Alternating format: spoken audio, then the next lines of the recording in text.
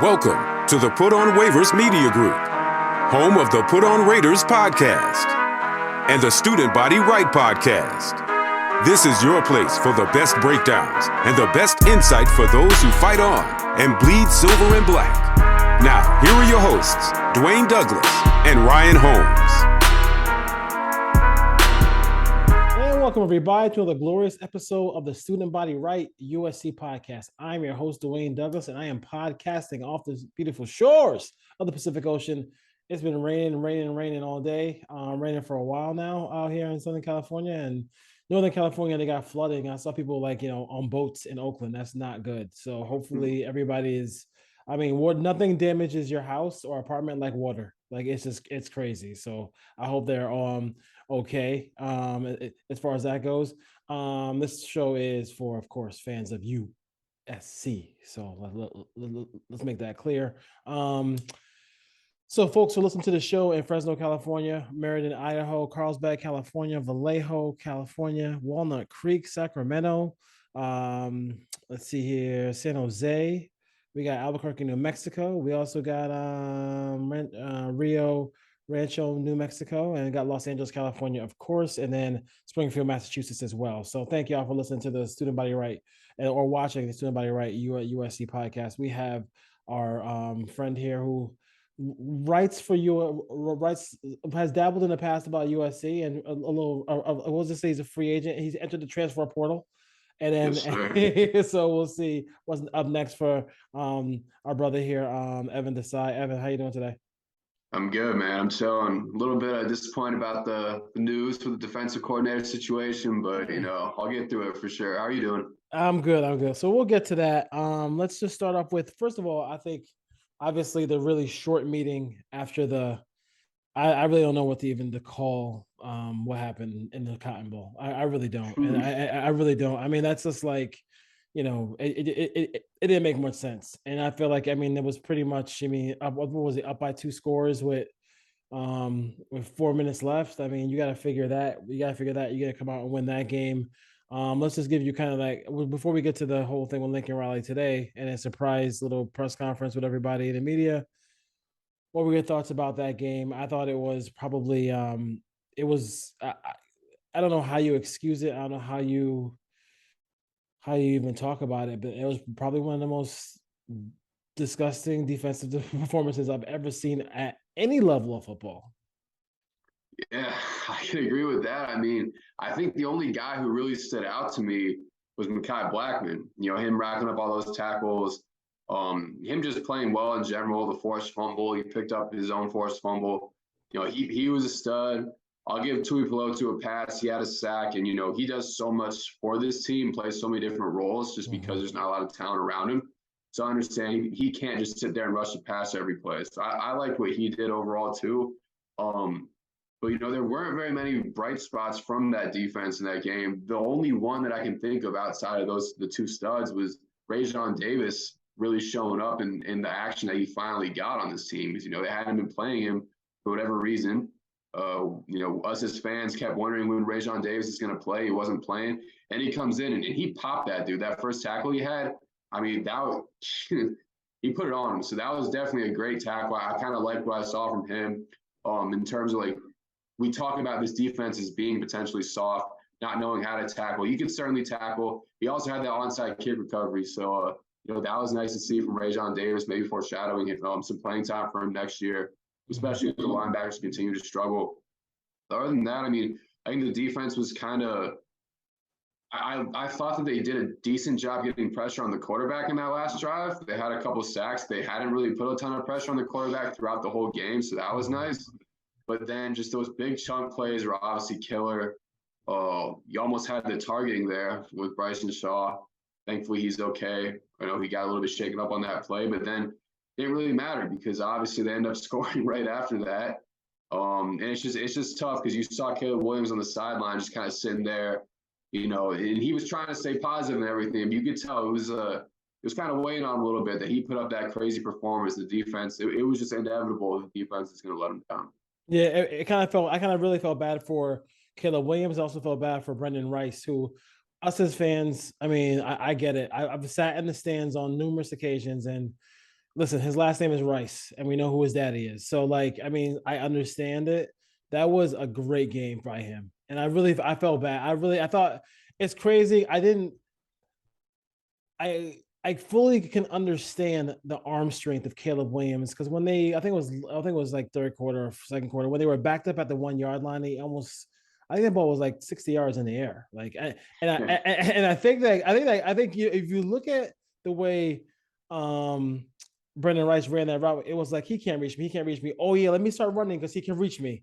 And he had to hurry up to get to that ball. And he otherwise I think if he caught it in stride, he would have scored.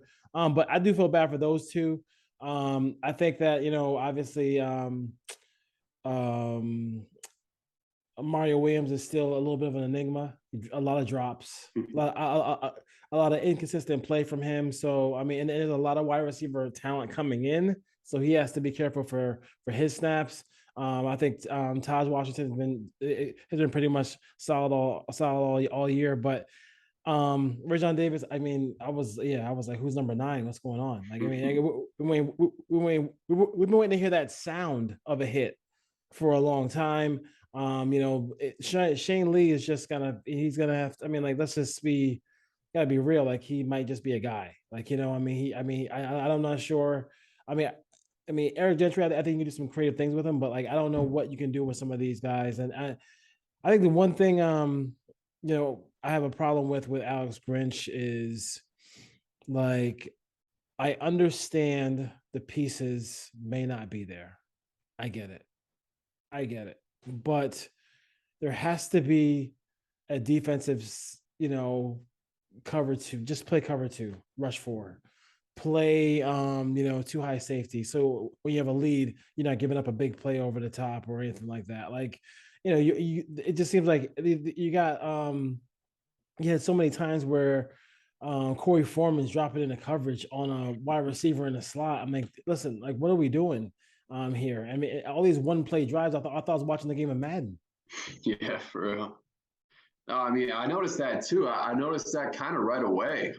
Early on in the game, we started seeing the Corey Foreman dropping back thing. It worked against UCLA, but it's going to have to work perfectly for you to actually be able to come on with a pick or whatever Grinch is trying to get in those situations. Yeah. And there was the play when, like, they sent Tuasivi Nomura in kind of like a similar situation there where he dropped back like last second. He just totally whiffed on the tackle. Yeah. And then no one in the secondary knew how to tackle, apparently. The only guy who knows how to tackle is Mekhi Blackman, who's a corner, which is a problem. Yeah, so if the only guy who can tackle Mekhi Blackman, it's probably not good. Now, I do understand that the roster has already gotten better for next year, and the guys they brought in, Christian Wallace, Mason Cobb, and even some of the lower profile guys like the Jamil Muhammad's, the Kion Bars, those guys, they may not have, like 4 stars next to their names, but they're upgrades over what we have. So, the talent will definitely be getting better. As you mentioned, some of these guys might just be guys next year, but that's just unfortunately the reality, because with this defense, you knew it was lacking in talent, but some of the really talented pieces that they had talent where you're just like, okay, if they can stay healthy, or, if they could just get one more year of experience, maybe they can make some plays. Really didn't make a lot of plays. And it goes back to tackling. I mean, we've got 5th-year seniors out there, however old Nick Figueroa is, just totally whiffing on a guy like 100 pounds smaller than him. That running back, I don't know if you saw that play. It was crazy, because I was sitting there watching the game, and I was like, I believe that was definitely, my heart sank. So I know it was third down. It was third down. And I'm like, on a play like that, all you got to do is like just push the guy out of bounds. Like, I mean, because the sideline is your extra defender. To not make that play and then give up a first down, that it seemed like when they're playing with this defense on the Alex Grinch, they will be able to hold it down for a little bit, but there's always that play that will open the floodgates. And that Nick Figueroa play open the absolute floodgates in that game, which was really tough. Tough to see. Special teams. Listen, I don't even know who makes the decision on it. Like, number one, here's my thing. They did get a big time punter coming in, so that should be interesting. But I think they need to get somebody who can reach the end zone, because like he talked about it today where he was talking about, hey, they covered too many kicks this year. Like he didn't want to cover as many kicks as they want, but I think probably the kicker couldn't reach the end zone sometimes. So you really got to have a kicker who can reach the end zone, because they don't need to be, they don't need to have all these kicks to get in return, and they can't tackle there either. So that was tough. But I don't know. I mean, I see a lot of times in college football, like why was Mario Williams in the game for that kickoff anyway? Like, I don't even understand. I couldn't tell you. A thought that came in my head about that was maybe if Jordan Addison was playing, they would have had him back there. And I think there's no way he musts that.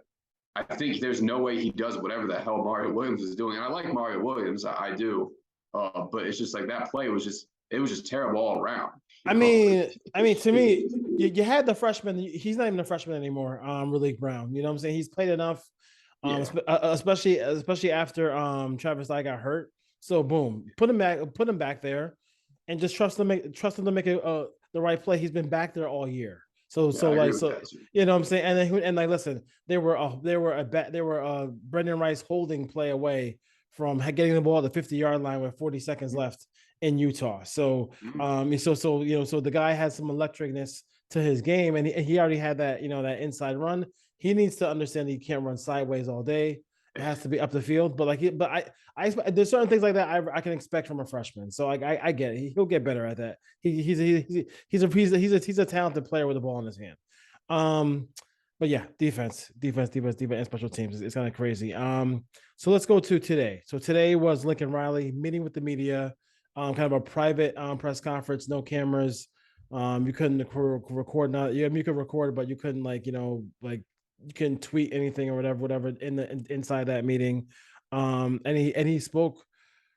I think he went. Basically, people were giving him rave reviews for going through everything. He was in there for 2 hours talking to him, which is like, that's pretty. I mean, he doesn't have to do that. I mean, he could have easily, but I think for him, he kind of had to give just like the president gives that State of the Union address, he had to give a State of the Program address. What are your thoughts? What are some thoughts you felt about, you heard about that? I think the big news was that, we talked about Alex Grinch and all those things, but now Alex Grinch is coming back to return as defensive coordinator, unfortunately.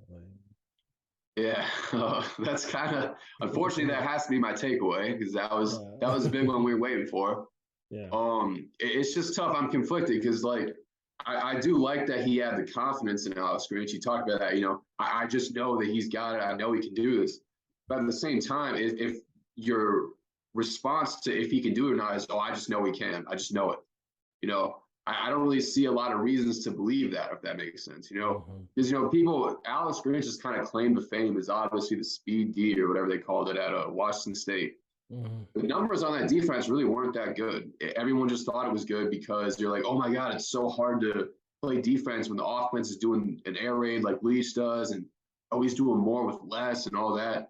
But I still haven't seen him really put together a unit that's just objectively strong. A unit that, I just look at him, okay, this is a real defense. This is a defense that I could see winning a championship. And it's concerning, of course, when he's had 3 straight blue blood jobs, he hasn't gotten it done. So I would say I like that Lincoln Riley has confidence, and I like that because I think that's important in building your culture, is having confidence in the guys that are with you. And I don't necessarily know that he's just some pushover that just wants to keep his friend around. He didn't commit to him after the ball game. They asked him what are you going to do about this? He said oh, I need to figure it out. I need to do a deep dive, all that. So, that was cool. But at the same time, it's just some of that confidence, you wonder when you look at the results of Alex Grinch's career, you wonder if it's kind of blindly just confident, oh yeah, he'll get it done. He'll get it done. And, as you talked about in the last episode, you have to make sure you get it done. Because you have one more year, Caleb Williams, probably. I understand you want to play the long game. This is only going to be year 2, but this is one more year with Caleb Williams. This is a really important window that you really want to capitalize on. And so I think you got to put your best foot forward and go with a proven guy. I just don't think Alex Grinch is that guy. Yeah. I mean, you said a mouthful there. I'm not. And this is I think it's a tweet from Matt Leinart. Alex Grinch has been at USC less than 1 year and inherited a defensive side of the ball that has a lot of holes, lots of panic. Trojans, let's not panic, Trojans. I know for a fact some of the holes are being fixed. Patient, fight on. So I respect that. I respect what everybody's trying to say, but when you have somebody with the talent of Leonard out there, it makes it a little bit hard. Like there's some pieces out there. So, and the fact that I know, like we were waiting for, like you were talking about, Rajon Davis. I'm talking about Kasi number one hit the field. Kasi Damani hit the field, cousin. Like Yeah. I mean, if he's healthy, I mean, Blackton and him, let me just see that together, see how that looks right now. And then, he put out, everybody young puts it, nobody says anything. They just put out emojis of like shrugging his hands like this. So we don't know, you don't know. And there's a certain old cornerback in the NFL sniffing around the Pac-12 anywhere he can. So you never know what's going on with Deion Sanders, whatever. You don't want him back there. But I mean, he did kind of make a remark towards that. He said something on the lines is that he tells his players, don't make it a 50-50 decision. Like he put on the players, like, do more to make it so blatantly obvious that it needs to be. And I was like, to me, I was just like, well, the missed tackles ain't that obvious. I mean, like, you know what I mean? So that's how I look at it. But I mean, he admitted to some of the mistakes. He said that, hey, they made a lot of mistakes. I'll make mistakes, but those guys, they have to make sure it's an obvious transition there as far as that goes. I just don't. I mean, I don't know where the pressure's on. I don't know. I mean, I guess, like, how do you handle the pressure? He kind of hinted to that maybe some big names are coming. Yeah, he did. Yeah, he kind of did hint to that, and I'm like, D-line, yeah. With a D-line. So, like, I mean, I'm not sure. I mean, obviously, I think I think they have some stuff that they can do on the outside with the pass rush, but I think definitely they need some guys who just can't. Like, they need some people who just can't be moved and get tossed around. So, what are your thoughts about that? I'm not sure. I've been looking at the transfer portal, sniffing around myself too. So, but I don't see anything. I don't see anything coming. But obviously, they're pretty confident, and Matt Leinart is also pretty confident that stuff is coming as well. Yeah, I basically think, like I said, I think some of the depth moves that they've made in the portal so far on the defensive line have actually been pretty positive, because you're looking at, okay, so like you're losing Nick Figueroa, Brandon Peely. The guys you brought in, yesterday or the day before, was Jack Sullivan. He's better than both those guys. Yeah. Kyon Barrs, better than both those guys. Barrs was a couple years ago second team All Pac-12. So to put it in perspective, this year, second team All Pac-12 was Tyrone Taleni. So you're going to have both those guys at tackle, two guys who are All Pac-12 players in the last 2 years. Yeah. So while you say, oh, you got Kyron Barrs, Jamil Muhammad, these guys aren't big names. They're not, but they are upgrades of what we had. That's how you start to build a strong roster. Because then maybe Braylon Shelby really pops off this next year, and you're looking at, okay, well, that's a guy you're putting in an edge. Things are starting to come together. Yeah. The big name to look for, however, beyond those guys, is Anthony Lucas, obviously out of Texas A&M. He's got now Brandon Marcello put his crystal ball in for him on 24/7 yesterday. 3 crystal balls for him dropped to USC right after that. So now he's 100% crystal ball to USC. He says he's going to make his decision soon. That would be – now, with him, it's confusing because he wasn't a consensus 5-star athlete out of high school, but he was considered a 5-star athlete, a 5-star talent by some of the services. And he's definitely going to be re-rated as either a 4 or 5-star out of the portal. The thing is, though, he really didn't perform that great last year. Mm-hmm. His numbers weren't that great. And, even some of his highlights, I see his highlights floating around. One of them was him tackling a guy 6 yards up the field. It wasn't not 6 yards for loss, 6 yards up the field. So I'm not trying to, rain on his parade or anything. He's a great talent.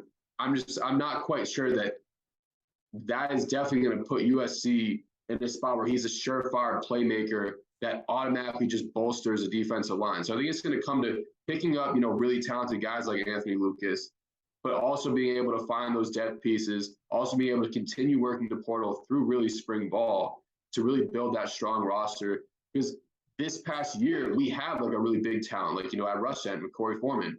But when things weren't necessarily going his way, did we have the depth to really make up for that? Was Solomon Byrd, Solomon Tuiapupu, was Nick Figueroa able to really play at a high level throughout the season? We saw it in spurts at times, but not the whole year. So it's about really building depth and a foundation on the defense. And it's hardest to do that on the defensive line because those guys are so hard to find. But if we do land Anthony Lucas, that'll be huge. And if Lincoln Riley said plural, like he said, like we have guys, defensive line guys coming in to help or something like that. So if we can have multiple guys, that'll be huge. It's going to be a matter of time to see like what we have. And we might not know the answers to that till that second transfer portal window comes in. Yeah, that's very true. So interesting here. Why? The next question is, and I'll make it my last question. I won't keep you all night. I can talk to you. I talk for SC with you all night. Why is every single quarterback in the world coming to the Pac-12? I mean, this is going to be quite the gauntlet. I think it might. I mean, this is going to. I mean, I think this is while Pac-12, the Pac-12 conference won't have, like the big bodies and maybe the big defensive players that some of the SEC schools have. They got something a lot different. They got a lot of quarterbacks. A lot of teams are going to be able to pass the football. So I don't know, how good the defense is going to be out here because for some of these teams, because, I think the biggest difference between, Georgia versus TCU, Georgia versus Ohio State was, the better quarterback. No, I mean, that's the thing. Like when the Pac-12 is at its best, it's always being driven by quarterback play. I remember we talked about that during the season. The last time I thought the Pac-12 was really worth much was 2017 when they had all those quarterbacks. This year they got all those quarterbacks again. Next year is probably going to be the same thing. Cam Rising is back. Caleb Williams, Bo Nix, they're coming back. Michael Penix. UCLA's adding Dante Moore. Like Oregon State's bringing in DJ Uiagalelei, so maybe that'll pop off. Like there's just so much quarterback talent coming here. And a lot of that's because a lot of quarterback talent is here in the high school ranks. But it also brings up, the point that you brought up when it comes down to will the defenses really be there? And to be honest, while I'm pessimistic about USC's defense, I'm pessimistic about a lot of defenses in the Pac-12. Pessimistic about UCLA, Oregon, Washington. I'm good with Utah, and I think that Oregon State has some pieces. But Washington, Oregon, USC, and Utah are going to be the favorites for the Pac-12 next year, just in whatever order. That's like the top third. And all of them but Utah have serious question marks on defense. So it's just it may come down to who can outscore you in a shootout. They may come down to that if it's a USC Oregon Pac-12 championship or a USC UW Pac-12 championship. That's just why I really want a new DC to kind of be able to set ourselves apart from that. But unfortunately, it's not going to happen. You're just going to rely on the talent being better and maybe that kind of masking or maybe that kind of really bringing out the best out of the scheme that Oscar is going to put out. Yeah, we'll see what happens as far as what he puts out. Because I mean, it's just going to be tough. It's going to be tough to see what happens. Because I mean, it's relationships over results. I tweeted that out today. It seems like so. I'm not gonna. So we'll see. I mean, I don't know. I don't know. And I just don't. I mean, there's so many different things I can go. I'm probably go over in a whole different podcast of the things I didn't like about what I saw from the defense, regardless of the talent on the football team. But we'll see what happens. He is. I'm gonna give you gotta give him a benefit of the doubt. I think him coming out and just attacking the elephant in the room right out the gate. I thought that makes sense. Why let it linger? Because it's just people are just going to speculate on it. So it makes sense. It makes sense as far as that goes. All right, Evan Desai, transfer portal writer. Yes, sir. we got you. We gotta get you out there somewhere. But I want to thank you for coming on the show, and we will talk to you later. The transfer portal next version is coming up soon. So before you know it, the year goes by quick. So, all right. Thank you, man. Take care. Yeah. Thanks, Dwayne. Later. Raider fans, Trojan fans, thank you for watching and supporting the channel. Click all the little things around us and you can see more shows from the Student Body Right USC podcast and the Put On Raiders podcast. Fight on. See you, Raider Nation.